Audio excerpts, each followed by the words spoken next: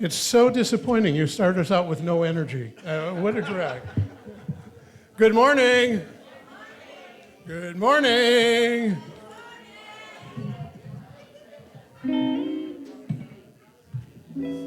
Everybody would silence their telephones but raise their attitude. That would be excellent. Good morning and welcome to the Eureka Center for Spiritual Living. Good morning, Zoomers. Good morning, first-timers. My name is Scott. I'll be your host for the next couple of minutes.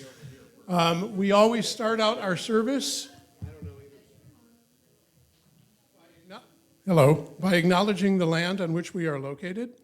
The Eureka Center for Spiritual Living acknowledges that the land on which we gather is the ancestral territory of the Wiyot peoples. This territory extends to the communities through most of Humboldt County, and we honor the Wiyot peoples today, as we do every day. Okay, so let's see what we've got here. We are, according to the slide service, we would have a welcome home, but we're going to go right into the song, which Donna will lead. Stay with you?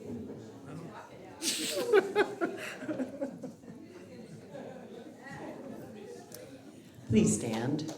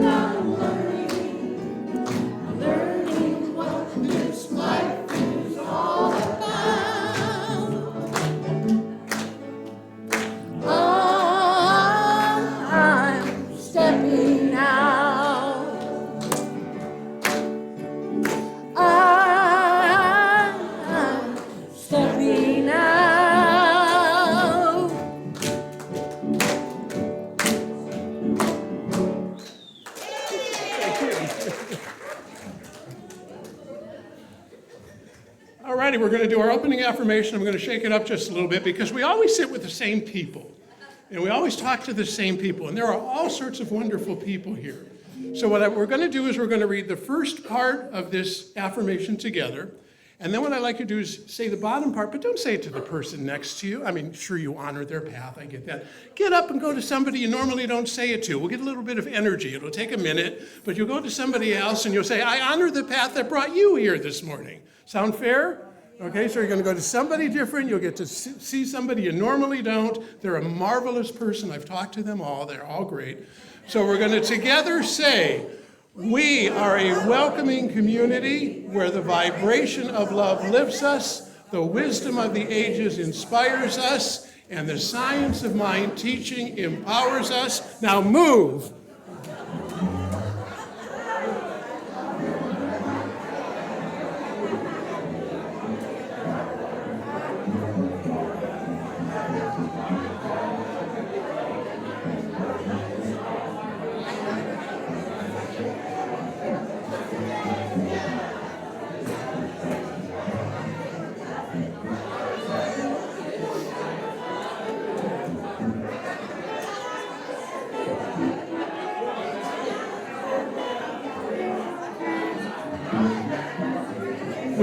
We can now return to our seats.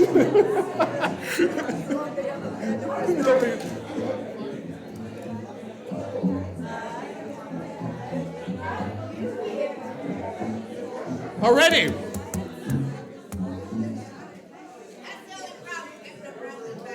Yeah, I know that. This was our version of spiritual speed dating, just so you will know.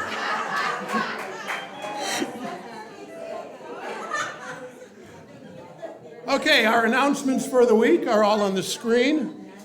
We will go into a little bit more detail in a moment. Don't see good grief, but we'll get to that in just a moment, because now... Oh, there it is. I knew that.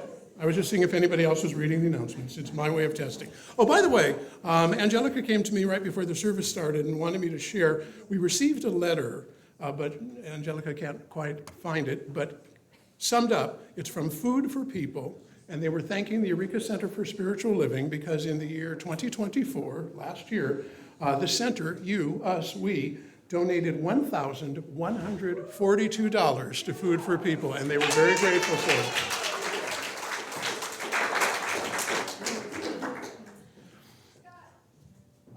Yes?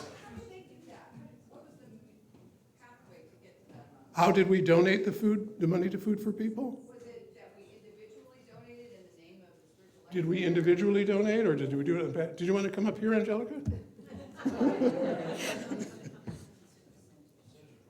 No, I'm shy. You and me both. Our center ties 10% of everything we get. So you chose last year at our, well, actually, Food for People, we've been doing it for a while, but we might also get a year-end letter from the Wildlife Rescue and the Humane Society and one other place that you vote for. The WIAT, right, honorary tax. So you all vote for that at the annual meeting. So if you think of something at the annual, think of something now. Our annual meeting will be February 9th, I believe. And then we get to choose who we're going to donate to next year. So somebody local. Pardon me? Need to be a member to vote. Yeah. And what the Zoomers probably didn't hear is you need to be a member to vote. Your membership thing, because the members vote at the... So to that point, again, there are membership forms. Whether you're a member before, you need to renew this year. It's just a matter of filling out a form saying you would like to be a member, and then how much you would donate, which you're not held to. It's not like somebody who's going to come to your house and say, you promised. But it gives the Center Council an ability to help do some budgeting to get an approximate of how much money each of us will be tithing. But the forms are over there next to James. Please, if you would like to be a member, we welcome you. We are a welcoming society, a welcoming group. Please sign up. So the class Good Grief will be starting this Thursday, and I'm really delighted. It seems weird to say I'm delighted about a class called Good Grief, but the limit is 20 people. We have 17 right now. I believe all are women except for me. I will inject the testosterone into the group.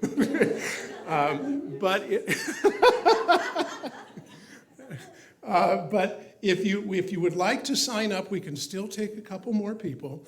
You will probably have to buy the book on your own. I can try and get some more from Amazon. So to the people who have signed up, you should have received an email from me and probably a text. If you did not receive either, if you did not receive one, and Louise pointed out, I sent out an email to everybody and I said, if you received this or if you didn't, please let me know. So I have got the books over here. I'm handing out the books. If you have not paid, please pay today. That would be helpful. Otherwise, you can bring it on Thursday. But we have the books, your homework assignment. You have a pre-work homework assignment. So you are to read the first 3 chapters, no more. Do not go to chapter 4. You don't get bonus points by moving ahead. The first 3 chapters by this Thursday. The class goes from 10 to noon every Thursday for 6 weeks. We will take a look at grief, define it, the ways in which we handle it well, the ways in which we could handle it better, and we will take a look at our lifespan and things that have events for which we have grieved. And it's not just the loss of people. There are all sorts of grieving events that take place.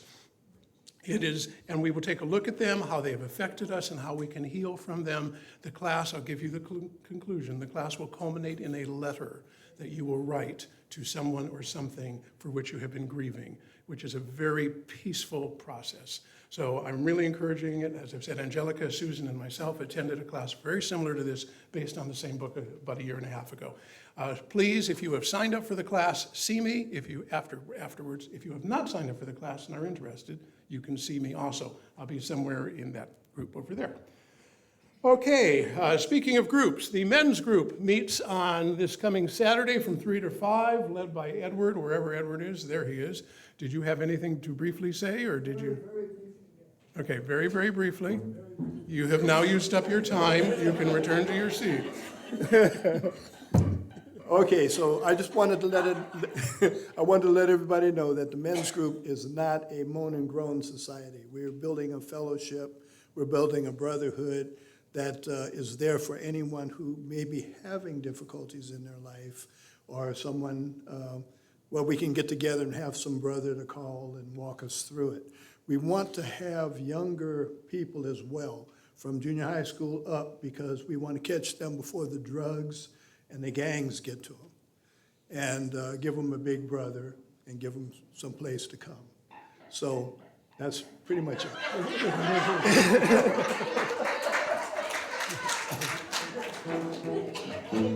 You wouldn't know it, but we do try and stick to a schedule. SOAR is the Center for Spiritual Living big conference. It's taking place in Canada. If you'd like to know more information, it takes place in August. The URL is on the screen, and it is also in Angelica's newsletter. If you haven't signed up for Angelica's newsletter, it's very simple. Give Angelica your email address, and you'll get all the information you need. Our little pantry, speaking of donations to food groups, hello. There we go. Our little pantry needs to be fed, and Lori said that we do not have ramen now. This is our annual ramen update. We do not have ramen. Ramen is needed. But we need all sorts of non-perishable foods. They go into the other room. You can also bring them in on Monday. Walk in Awe is here, and she will gracefully receive them. And then now we move into our theme for the year. And for wait, we're not moving into the theme. Okay. Okay. One of the things that we like to do here is to acknowledge the people that serve us and serve us well. And so this, the council decided for the year of 2024 that we picked a couple to acknowledge. So Rick made a beautiful certificate, and let me call up James and Carol.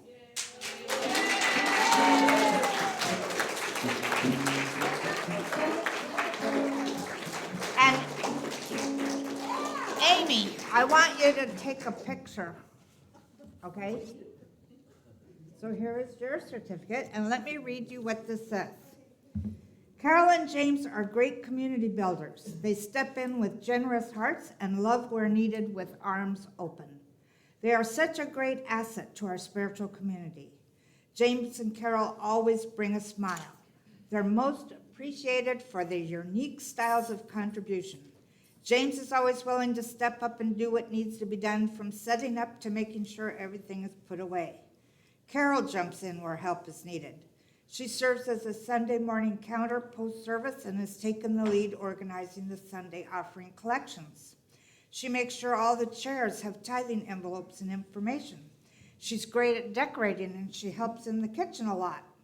A member wrote, "Carol and James were two of the first center members that I met at ECSL. They were so warm and friendly that I immediately felt like I'd come home. Every time there is a need at the center, they can be counted on to show up. They are a wonderful example of two people living a spiritual existence and walking their talk. I am so glad they are a part of our center. The center is blessed by them."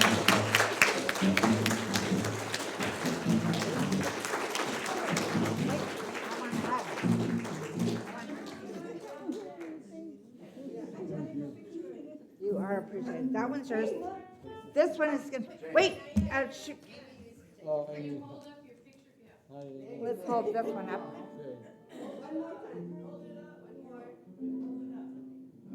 Okay, thank you. It looks like this, and it'll be up on the wall after the service. Thank you. What you might not have heard Angelica say is the picture, the plaque, will be up on the wall with all of the others at the end of the service. Okay, our spiritual journey is our theme for the year, and it is also a theme for the month. However, first we are going to sing our second song, again led by Donna. I'm so grateful Donna's here. Okay. She's stepping up. I want the practitioner that's going to be doing it to come up though, right now. Practitioner who's next, please come on. And we can stay seated for this one. Yes. This is our quiet one. Yes, I know.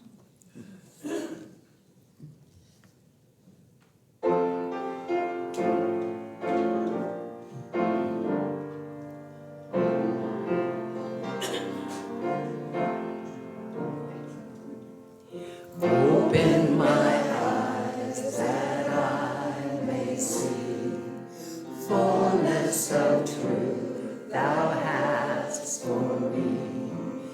Place in my hands the wonderful key that shall unclasp and set me free. Silently now I wait for thee. Ready, my God, I will to see. Open my eyes, illumine me. Spirit divine, my eyes are open now, I see fullness of truth thou hast for me. My hands now hold the wonderful key that opens the door and sets me free. Joyously now I work with thee. Ready, my God, thy will to see. My eyes are open, now I see. Spirit divine.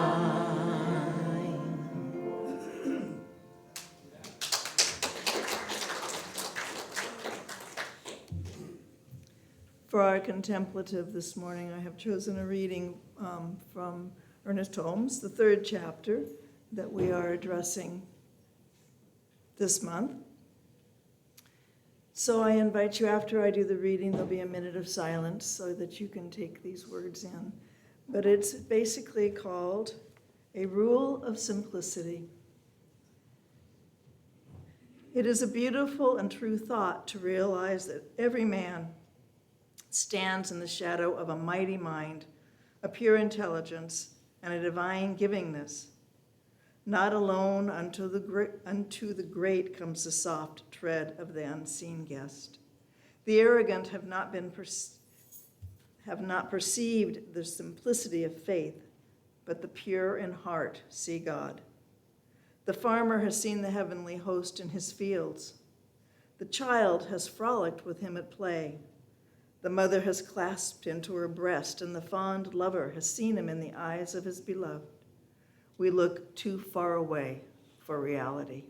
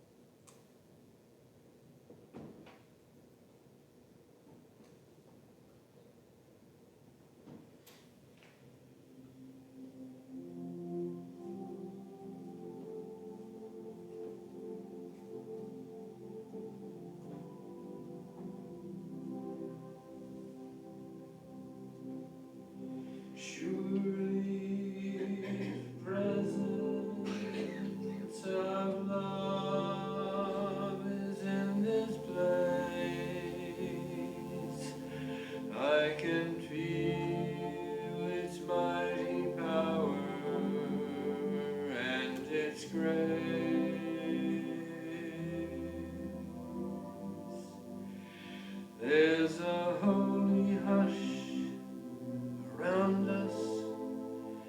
I see glory on each face.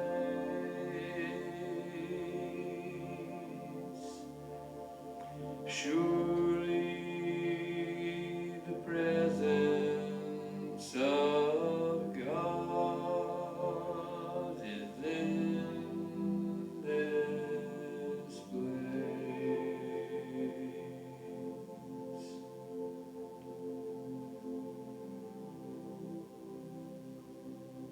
The presence of the divine is not only in this place, it's within each one of us. It's a simple fact. We are made of God's stuff. We are the children of the highest power, the highest life, the highest love that you can even imagine. We just have to open our hearts and our minds and our souls to accept that we are the beloved child of God, and that what we think, what we feel, and what we do affects not only us, but those around us.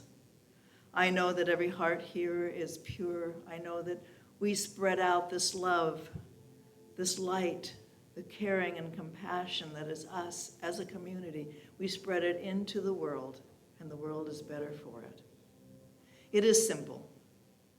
We are the hands, the eyes, the heart, and the mind of God. And as we accept this, as we express it, the world is a much happier, joyful, peaceful place.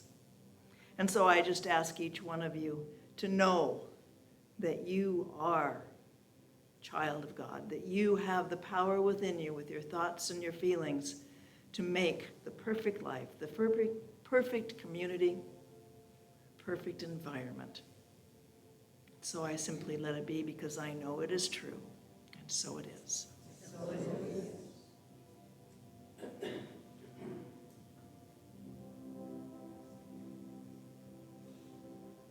There's a holy hush around us. I see glory on each face. Surely the presence of God is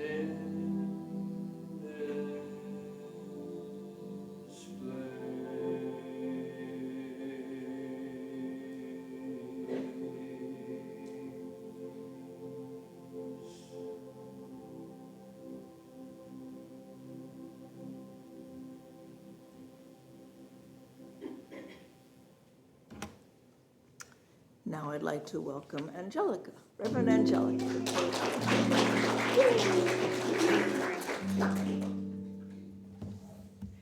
Good morning, everyone. Good morning, Zoomers. Here we are in our third Sunday of this month. Seems like it's flying by. Before I start my talk, I wanted to mention something. You might, as you came in, have seen the beautiful Kuan Yin statue that's out by the couches in the social hall. And a friend of Anna's gave it to her, and she gave it to us. And, oh, she gave it to us? Okay. Whatever. We got it. And I spoke to Amy about it this morning, and we're going to create an altar over here to what I think it's going to, I thought of the words could even be in a circle like up there that say, Spirit around the world. Because I have a Buddha statue at home, and some of you might have something that you might want to donate. I also have a picture of the laughing Jesus. And so I think we're going to put some pictures up on the wall and some statues up and make that a sort of an altar to Spirit everywhere. You know, Dr. Holmes, as I said the first week, he studied all the world's religions of his time and then wrote The Science of Mind. And I also told you the story about the young Buddhist priest friend of mine in Hawaii who wanted to know if we had a book to read, so I handed him the textbook. And he came back and said, you didn't tell me Ernest Holmes was a Buddhist. So, you know, all of the teachings. So if you have anything you want to donate toward our creating an altar to Spirit around the world, then it's welcome.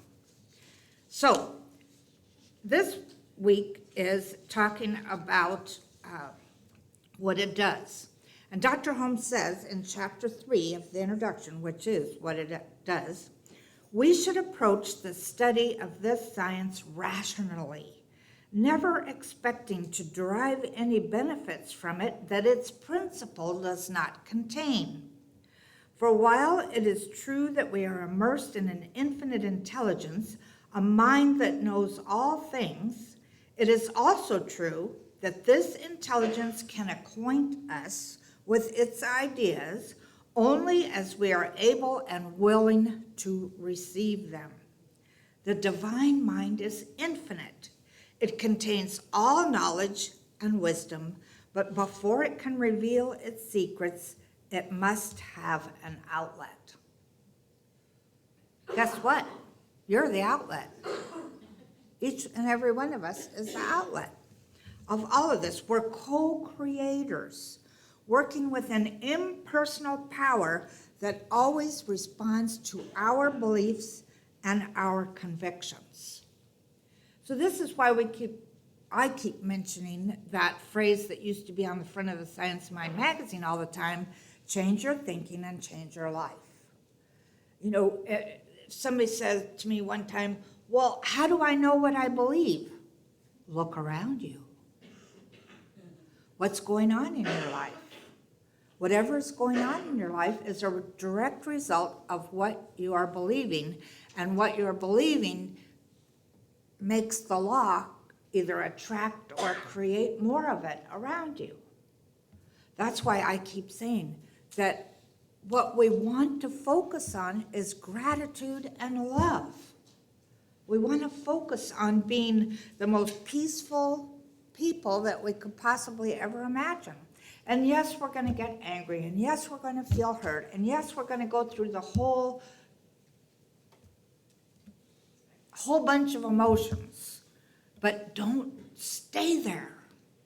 What happens is we get stuck, and something affects us, and then we stay there for a long time until finally something happens where we realize we can let go of it. We don't have to have it keep going. So he also says, what it does is the result of what is, and it is an infinite intelligence, a consciousness, and a creative power. So Spirit speaks and the law acts. Our thoughts become form through the immutable law of cause and effect. Now, I'm going to do something that I never do. I was talking to my prayer partner, Reverend Sidney Lehman. You remember her with the shoes, and she's a great singer and a speaker and everything. Well, she's now the head minister of the North Hollywood Church of Religious Science, or the Center for Spiritual Living, rather. And I called her to see how they were handling the fires and everything. And they immediately got to work and started collecting things, food and clothes and blankets and water and everything possible. And she opened it up to anybody who wanted to come in and be taken care of. And so, we're talking about that. And then, we speak weekly every Friday morning. And so then I'm treating for her. And out of my mouth comes the phrase, the parting of the Red Sea. And then she did a treatment, and then I came out of that going, why did that come up? So I had to go to the Bible and look up the story.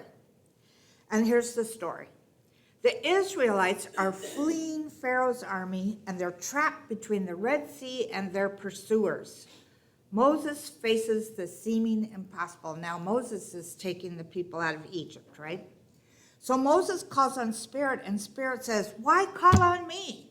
Just raise your staff and get the people through. So he raises his staff, and the sea parts, and the people are able to pass through on dry land. When they get to the other side, Moses drops his staff, the path disappears, and Pharaoh's army, who was following, is swept away. Now, what does that have to do with the subject today? Well, my feeling in reading this was that Moses' faith activated spiritual law. And it blew me away when I read that phrase. I mean, Spirit doesn't actually say in the Bible, why call on me? Well, that part is in there. But it was like, it's like God was going, come on now, you know you could do this, do it. His alignment with this divine intelligence allowed the seeming impossible to happen. And so then I thought, okay, I have to look at the key points in this story. So I got down Charles Fillmore's Metaphysical Bible Dictionary. And Pharaoh's army stands for the fears or doubts or circumstances that keep us enslaved. The Red Sea represents what we believe are the insurmountable challenges in life. Moses means the spiritual consciousness that aligns with divine power, and the staff that he raised represents the spiritual authority we claim when we know our oneness with and as Spirit. So when you think about this story, and you might think about things that are happening in the world today, there's a lot of what seems to be insurmountable fear. There's a lot of uncomfortableness going on. And so that Red Sea represents what we believe are the insurmountable challenges, and it's up to us to listen to the divine that's going, why call on me? Moses was asking God to do it. God, take this away. And God says, why call on me? You have it within you to change everything. And so using this faith then, he created this path. And Dr. Holmes says that faith is the mental acceptance that Spirit is always working. So that means to me that we don't beg God or beg Spirit to do stuff for us. We align our consciousness with it. How many of you have begged God for something? Yep.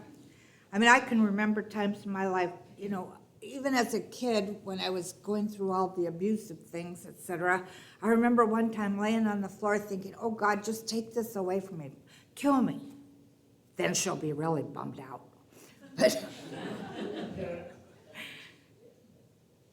But we've done it over and over and over again where we think, I'm not enough. I will ask God to do it. And God says, why call on me? You have it within you to do it.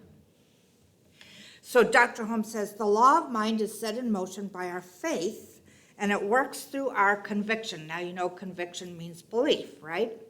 So the Red Sea parting shows how the law is impersonal, responding to Moses' clear intention without hesitation. In other words, the law simply works. It doesn't judge, it doesn't hesitate, etc.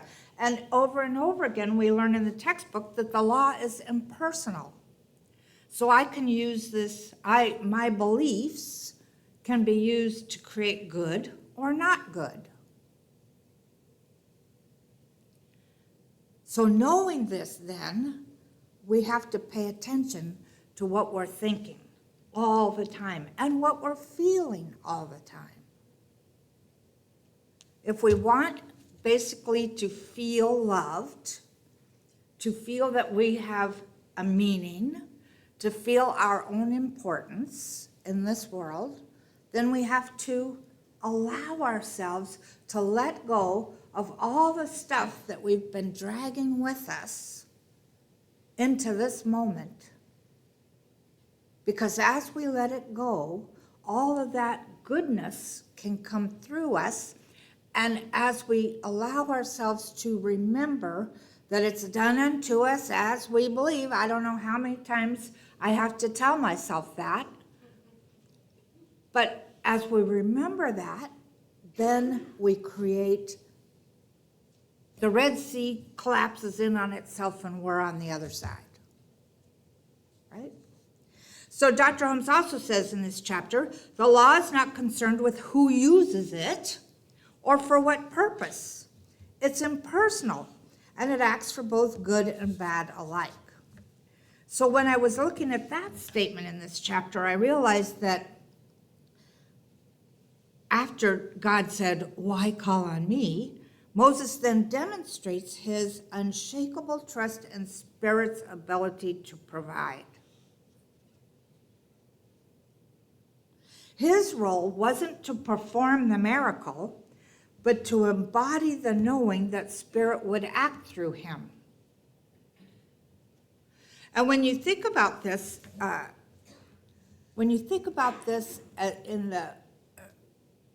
in the respect of the fact that we're energy. There isn't anything that isn't energy. We're all divine energy, which means that we don't have to call on something out there or up there or whatever. All we have to do is recognize it and acknowledge it within us and speak our word for what we want, and there we go. We also have, when we speak our word, we have to let go of those little thoughts that come up. You know, some say, you're not deserving or you're not lovable. Those seem to be the two bottom line ones. But it'll speak to us in a way that sometimes wants to move us away from that place where we remember that who we really are is spirit and form. So looking at this little piece of the story, what I realized is that this is about a journey of transformation, and this is where we're going. I chose for this year to be our spiritual journey. And I told you a couple weeks ago, and probably last week maybe, that where we're going is into a greater consciousness than we've been before. So what I see that this journey was, in looking again at this journey, the Israelites walked on dry land as they were walking through this path that had been opened in the Red Sea. They were surrounded by walls of water. And you know, traditionally, water stands for emotions. And can't you just imagine, you know, suddenly this miracle happens, your leader raises his staff, the waters part. You know, we've all seen the movie, right? Where the waters are really big, way high, and there's that path, and we've got to step off and go down that path. That's got to be really scary. This journey that we're on can be really scary. But we let go of that. We feel the fear and do it anyway, as Melody Beatty once wrote about. So trusting Spirit doesn't mean that our fear vanishes. It means that we can move forward despite being afraid. Feel the fear and do it anyway. And so what it also says to me is that action is required. We have to have, we're not just going to sit in our chair. I have a prayer chair at home, you know, and I just keep imagining these miracles happening around me because I'm sitting in this wonderful, comfortable chair and doing my prayer work, etc. But I know that in order for something to happen, I've got to take a step forward.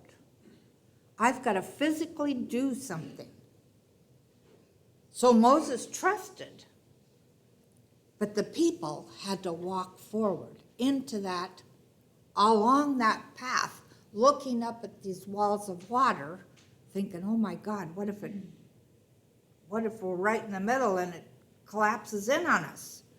You can imagine what the fear.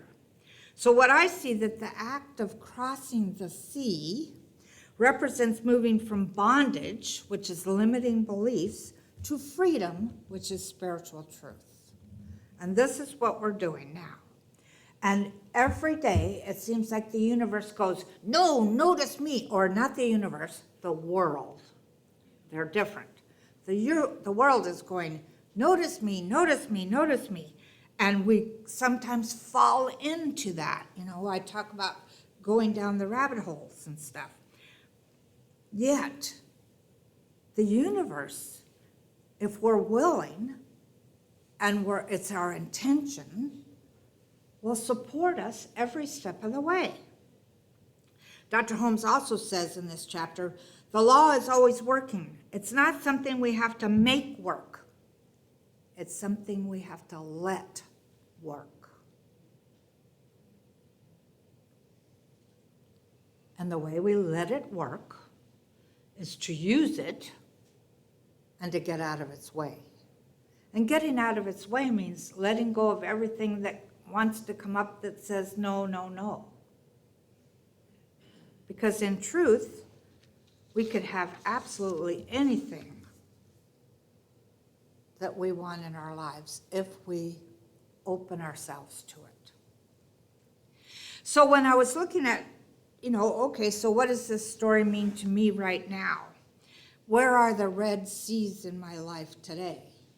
Well, I've talked about that before, that I go down this rabbit hole a lot, right? So to me, that's the Red Sea in my life. So how can I, like Moses, claim spiritual authority and trust the law to act? It's like I tell everybody that wants to talk to me about how scared they are, stop it. The truth is, the more we're afraid, the more we're going to attract to be afraid of. What we want to do is love anyway. See where you can do some good in your life. My favorite thing lately is finding these little reels on Facebook that show somebody doing something good for somebody.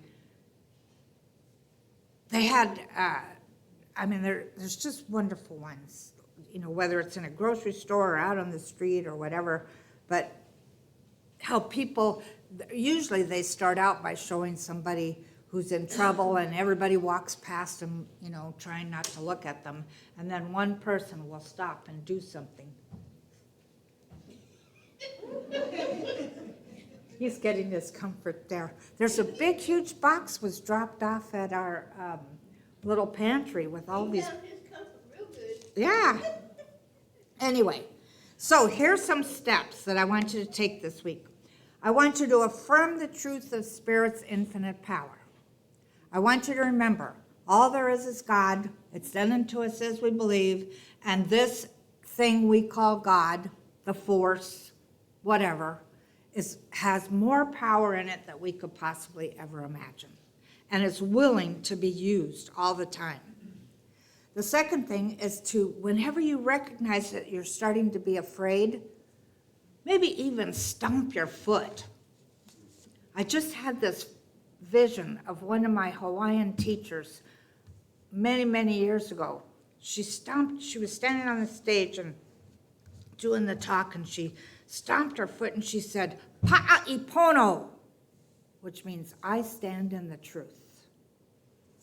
And that resonated through my whole body when she did that, because that's what we want to do. Stand in the truth. And the truth is not what the newspapers or the news or our next door neighbor or anything like that is trying to tell us. The truth is, all there is God, and it's done unto us as we believe. That's the truth. So the third step then is take inspired action, trusting that your path will unfold. So I'm going to ask you, here's some homework for this week. I want you to do something good for somebody this week. It doesn't have to be anything that anybody asks for. I want you to do like just a surprise something.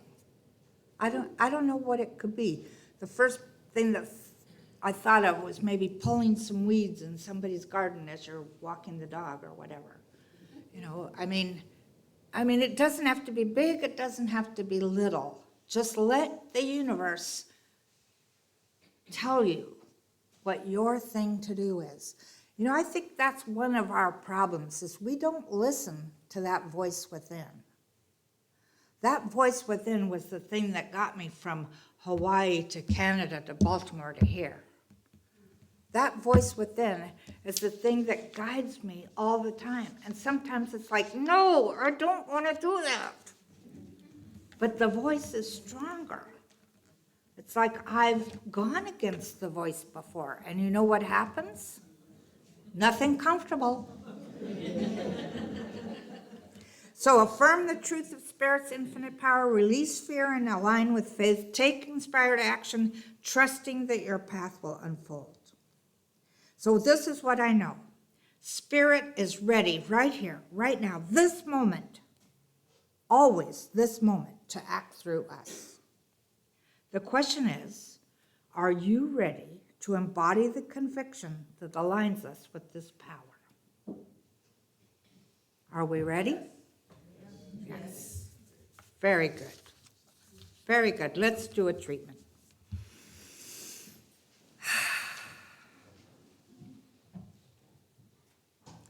How grateful I am to be standing here in this moment, knowing the truth that all there is the divine, this amazing energy that is the source and substance of absolutely everything that there is. This amazing energy that is within every cell in my body that right now can create perfect health.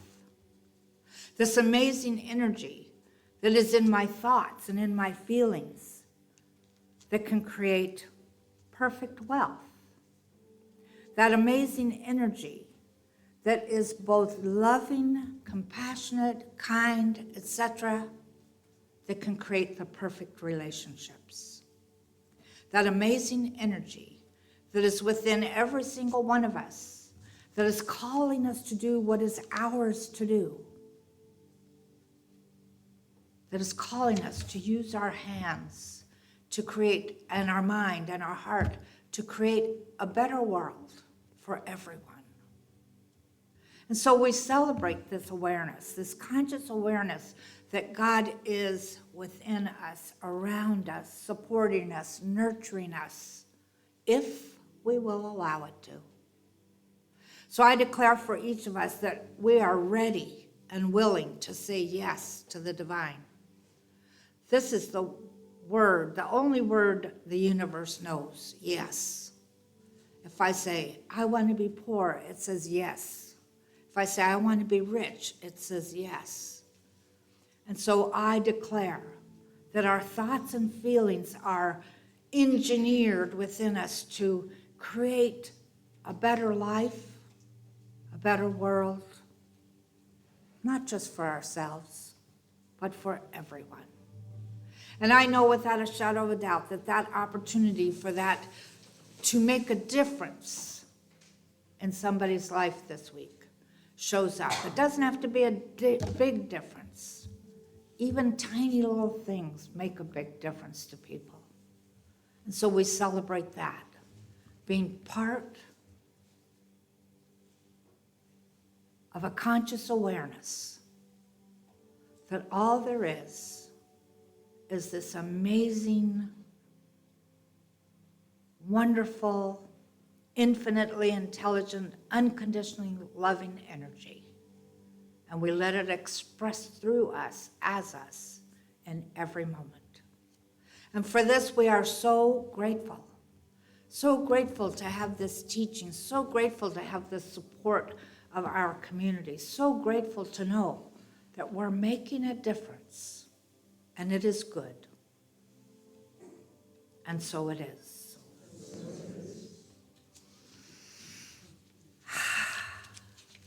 So I heard something being rehearsed today that sounds like a great treat for all of us. So Edward is our named musician today, but if you'll notice, he's accompanied by the band and the bandettes. I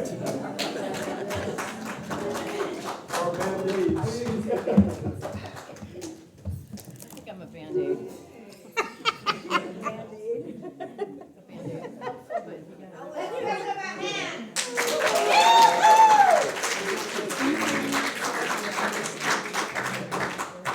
Yeah, today, we get to celebrate the milkman's birthday, the great MLK, Dr. Martin Luther King.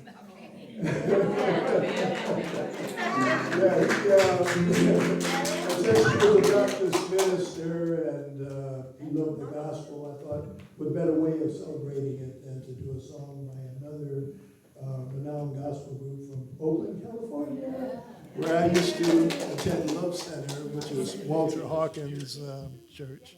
And anyway, his brother Edwin wrote a song that's really great called Oh Happy Day. So we're about to do that. And I brought along a few friends. I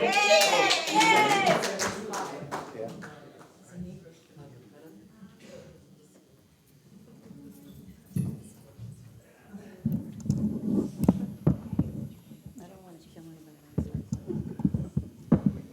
Take you out. In addition, tomorrow we will be celebrating as a community the life and times of Dr. Martin Luther King Jr. starting at 2 o'clock, 2 to 4 at the Adorney Center here in Eureka. You're all invited. That's tomorrow, right? That's tomorrow. Then it's 2 to 4.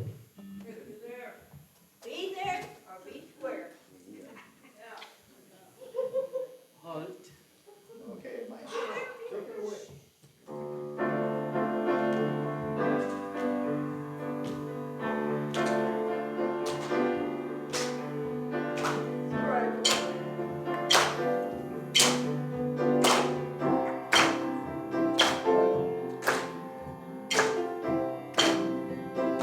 Thank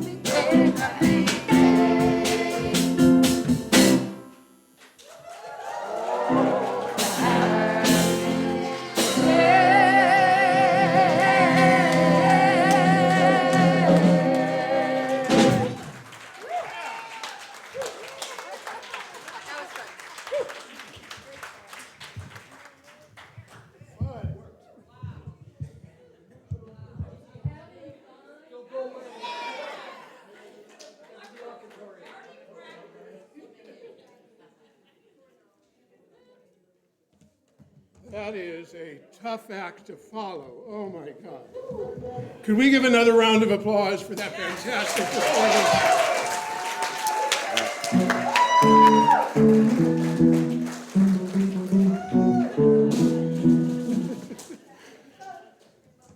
Wow. All right, well, we've all had our spiritual event. Okay. Let's move forward and want to give some thanks for not only to the band, but give thanks in general. So we are going to pass the plate. And as the plate goes by, remember that everything you are putting into it is just a manifestation of love. So put in as much love as you possibly can. A few bucks don't hurt either. So with that in mind, if the band will play us through, let's get the plate going by.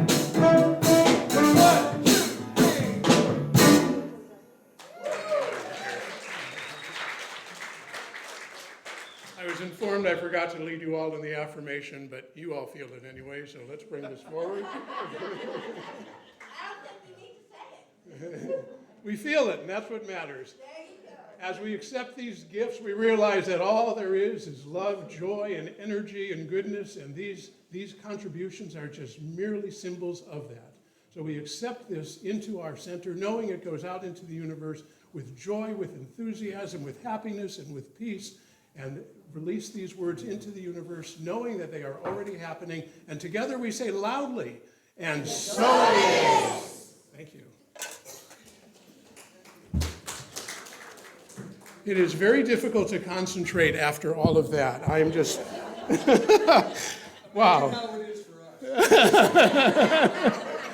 I am just filled with joy and excitement. Oh my God, oh my God, oh my God. Okay, we're going to do our statement of inclusion in a minute. We're going to do our closing song. We have a couple of minutes for demonstrations. Let me remind you what a demonstration. Oh, if you need to speak with or would like to speak with a practitioner, if there's something going on in your life that you would like to share, that you would like some support, you have questions, the practitioners are here to serve. We can meet you afterwards. The practitioners are myself, Edward. You'll do it probably without the saxophone.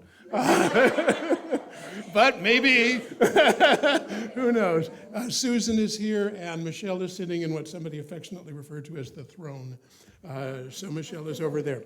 If you'd like to do a demonstration, we'd like them to be short, but let me refresh you as to what a demonstration is. A lot of people get the misguided belief that what science of mind, what our philosophy is just like a giant wishing for a pony. I want $1 million, and there it is. That's not how it works. It takes some work from each of us. So we have to first imagine it, then we have to believe it, and really believe it to the deepest level we can. We can only receive to the level that we can believe. So we believe, we picture it, and it is manifested in this plane of existence. The timetable is not ours. the result is. So with that in mind, oh my goodness gracious, we got lots of manifestations. We got 1, 2, 3, 4. We're going to run a few minutes long, but this sounds really good. Ani, if you would like to take for a second. Thank you. So I just wanted to talk about an experience that I had recently where I've been trying to open myself up to like the eyes of God and be kind of just that like vision for him and her or it and they in the world. And yeah, so this last week I was deciding to go take a walk at the marsh, and previously I had probably about a year ago picked up some pig fat from a lady at the farmer's market and some mason jars, and never ended up turning the pig fat into lard and giving her back some of it, which was the agreement that we had made. And this morning I was just, deciding I'm gonna follow the birds in my car, and I'm looking in the sky and following the birds, and I just somehow ended up in front of her house and was looking at her house and the feeling of like, gosh, there's this thing I know I haven't done, and like I want to be able to make this right. There's an energy living inside of me I want to handle and settle.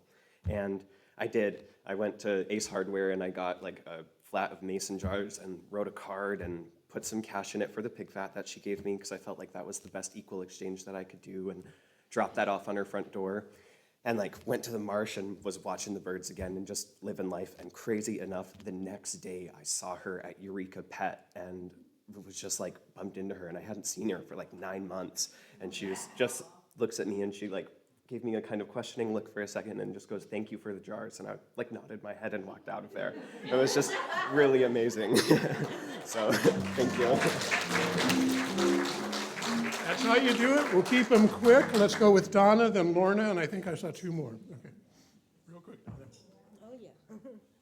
I'm glad I'm back because I've been out of it for a long time now, and God had been with me, and I let Angelica know, and she let the whole church know, and the people, my adopted daughter and her family were all there for me, and they took care of my animals and made sure they had what they need, and they came up to get the keys because the door was locked, but they let my angel come in to visit me for a little bit. She had to put on the mask and all that, But it made me feel like I was still here and I'm part of God, and God made me and he died for me, and I'm proud to be a child of him and glad he made me well. And I want to thank all of y'all for y'all's prayers and support. Thank you, Donna. Lorna, if you would come forward.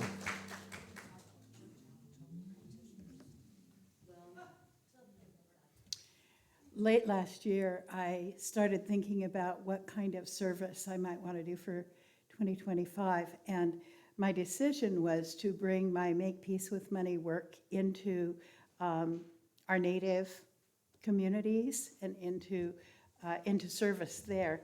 So around the beginning of January, I started crafting a letter out to some of the publications offering to write a column or an op-ed or guest on a podcast or whatever. While I was crafting the letter, Native News Online called me and asked me if I would guest on their show, and it's airing on the 31st. You didn't even have to send the letter. It just came to you. Yeah. Yep, please.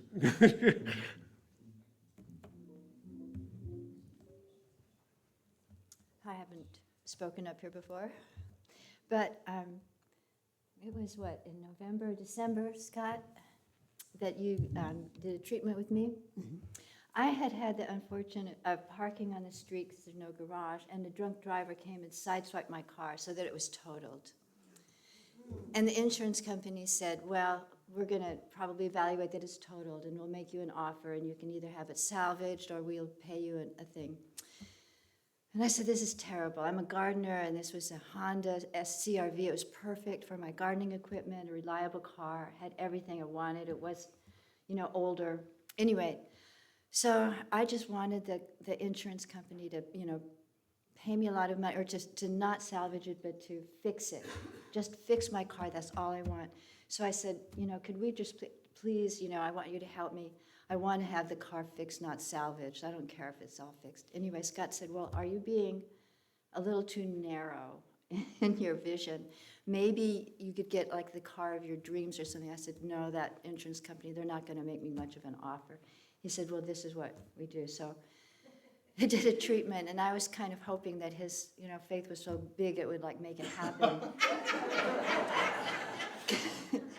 Because, I wasn't so sure. Neither was I.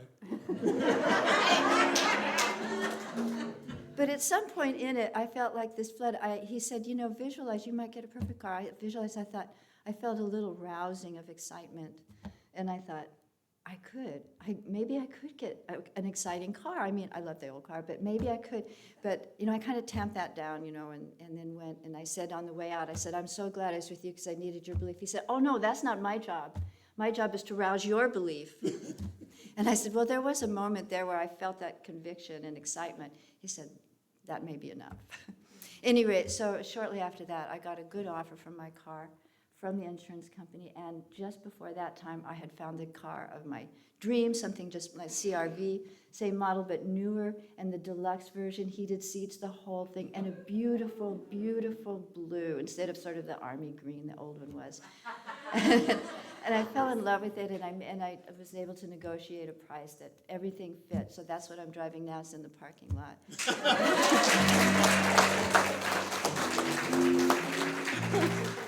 Oh, my pleasure. Yeah, that was a tough one. Okay, I'm glad, I know we're running a little late, but this was important, okay? All right, with that in mind, what we do need is somebody to come up and read our statement of inclusion. If you haven't done it before, all you do is it's written right here. It's very simple. The crowd will listen to you. They will read the last paragraph with you. Please, Kathy, come on up. And then Donna will lead us in the close. We will all lead together with Les up on the screen. And last time when I saw Les, the tears were flowing. Okay, it's all yours right there. Thank you. Good morning. I tend to run through this in a way that I always forget to say the last line you're supposed to say with me. So just making sure you all know that in case I forget to do that. Pause. Here's your early preview invitation. We, the Eureka Center for Spiritual Living, are a community that celebrates diversity, fosters inclusion, champions inner work, and creates space for brave, vulnerable conversations. We are a community that honors the unique emanation of God that each person embodies and advocates for people for human rights and dignity for all. We are a community that blesses each other, sees sacredness in all life, remains learners and listeners so that we may grow together, and understands that oneness is not sameness. We know our beloved community is revealed more fully when we love each other well.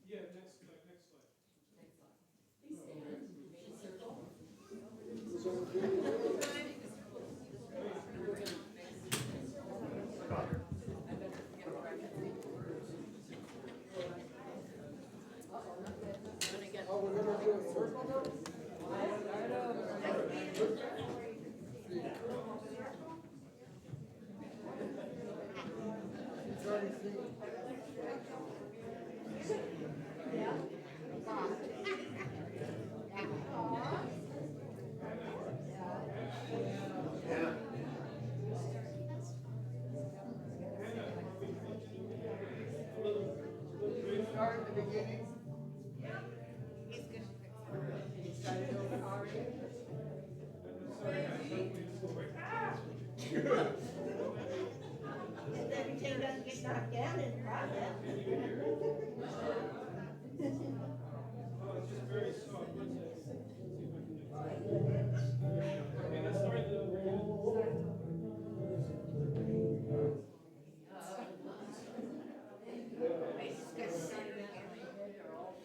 is all new technology to us.